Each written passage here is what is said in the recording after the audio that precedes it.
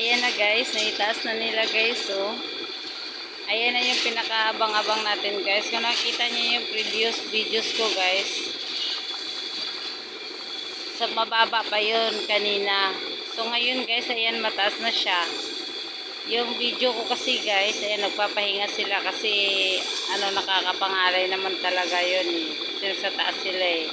Hindi naman talaga mabigla guys yung pagbatak nung kadina kasi mabigat yung binabatak nila kaya dahan-dahan lang talaga para dahan-dahan naman yung pag-angat ng arko. Ayan guys, so makita nyo kanina guys yung video ko guys, hindi pa masyadong mataas kasi guys pinuputol ko yung video ko kasi hindi ako nag-i-edit, talagang dinidiretso ko tapos pinuputol ko, ina-upload tapos yun video naman ulit para masubaybayan yung kung paano yung umpisa, paano matapos yun. Hindi ako nag-i-edit kasi kaya ganon yung mga video ko guys, yung parang isa lang pero putol-putol kasi kino-continue ko kasi para masubaybayan nyo din yung gawa nila na covered court, kung paano inuumpisahan, paano nila tapusin, ano mga ginagawa sa mga ganitong bagay na mabibigat na nilang inaangat sa taas. Ayan, andun na guys, so malapit na, pero yung dalawa na yan dyan guys, pag nataas na talaga yung arko na yan dyan, hindi pa rin yan sila bababa kasi sila pa rin yung magdadala ng control dyan sa arko na yan kasi nasa kanila yung yung boom. Andyan sila sa boom. Boom kasi yung tinatawag niyan guys, so yung naghahata. Yan. Yan sa kanila yung boom. Sila ang may dalang control. Kaya hindi pa rin sila pwede dyan makakababa hanggat hindi na ikabit yun. Yung dulong yun. Yun na ikabit doon sa poste na yun. Doon, ikabit nila yan. Tapos yung dalawang yan sa taas, saka yung isa na yan, diyan sila pwedeng bababa. Hanggat hindi yan na ikabit doon. Saka dito din guys, so sa kabila, yun, yung poste na yun. Diyan din yung isa. So, ngayon, pag maitaas na yan, may na yan doon guys, doon, may aakyat na yan dyan. Si Kuya Dada! Ano ganyan pangalan niya na, oh? Si Kuya, anong tawag niya? Uy,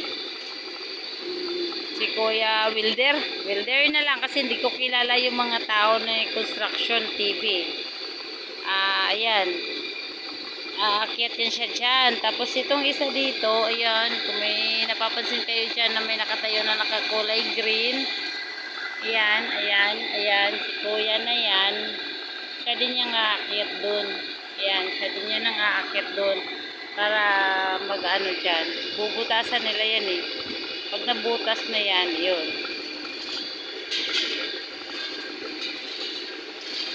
Pag nabutas na yan, ibobolt nila yan. Tapos, ayan, si Kuya, oh. Yan, palakad-lakad lang yan. May bit-bit na welding rod. Ayan, si Kuya.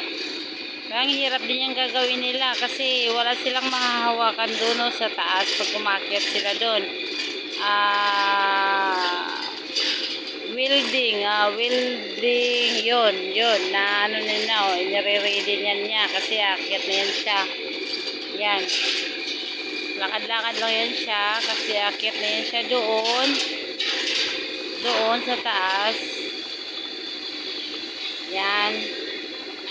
Yan, pinag-ano niya na yung ground ng welding para makaabot doon sa taas. Yan, kinunik niya na doon yung bakal, ikunik niya na doon sa isang haligi na yon, isang poste. Yan, kinunik niya din sa ini-welding niya. Welding din niya yan doon para hindi maalis, hindi matanggal, para yung ground ng welding makapag-welding siya doon.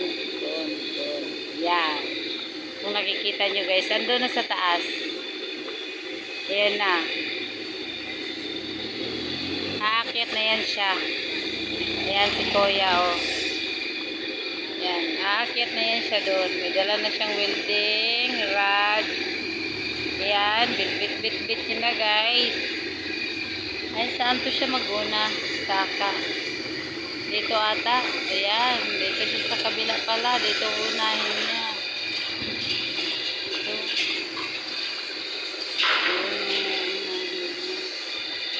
Ano yan?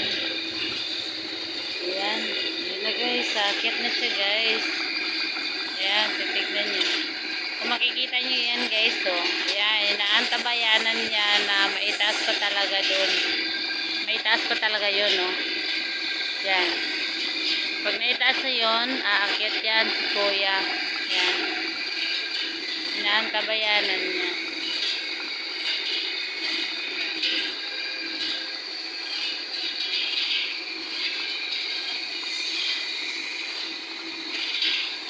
Yan na, nakakaano talaga guys, no?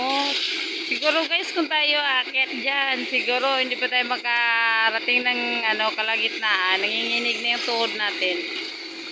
Yan. Ayan na, nire-ready na ni kuya yung kailanganin niya sa taas. Ayun na. Ayun na. Usog tayo. Sakit na siya.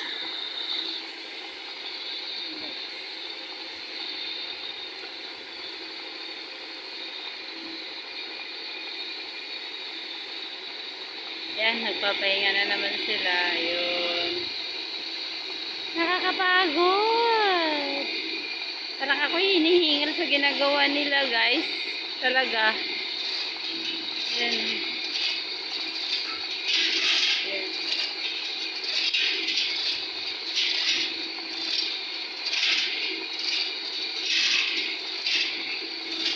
Ako hinihingal sa ginagawa nila. Ayan. Ayan na. Ayan na, guys.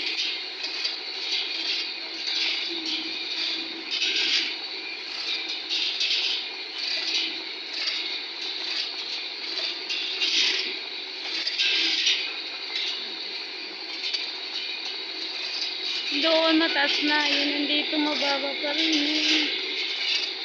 Yung pinangat pa talaga. Oh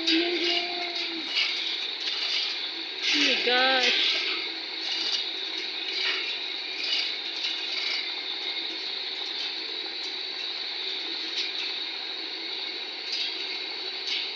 Talaga lang. Hindi talaga madali guys. Yun na. Makit na yung isa. Yun na. Jesus ko, mangin-hangin ko.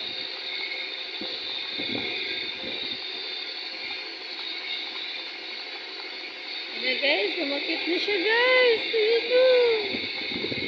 Oh my gosh. Sabi niya din na lang yung welding rod. Ayan, ayan na si kuya. Ready na. Ayan, ready na si kuya. Ready na siyang aakyat. Ayun. Ayun na, aakyat naman siya doon. Ayun na guys, umakyat na sila guys. Yan, Diyos ko, nakakatakot. Kasi guys, pag hindi kaya mag-iingat yan, hindi mo talaga mabantayan yung pag hindi mo nakita, isang ka lang dyan, mahulog ka talaga sa baba. Diyos ko, yun na.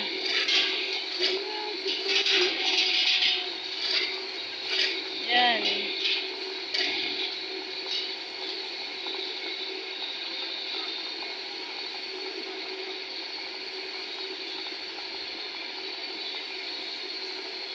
Pahinga naman, nakakapagod.